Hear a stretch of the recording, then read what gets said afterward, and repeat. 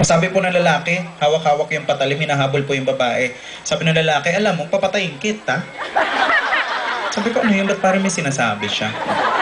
Sabi ng lalaki, sige, sabi ng babae, sige, subukan mo. Nagulat po ako, natakot ako dahil naabutan po yung babae, nasaksak sa tagiliran. Sabi ng babae, aray ko, masakit. Diyos ko. Pero nakakatawa at maraming salamat ho dahil nandito po tayo sa event.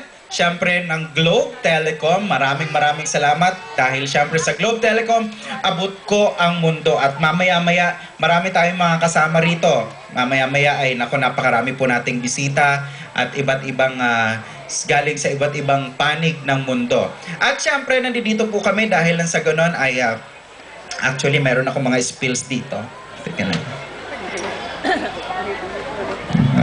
Diba?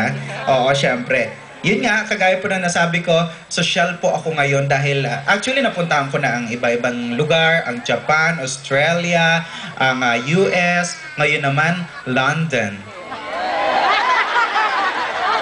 Siyempre dahil sa tulong yan ng Globe, no? At saka siyempre hindi kami makakarating dito kung hindi dahil sa tulong ng ating SG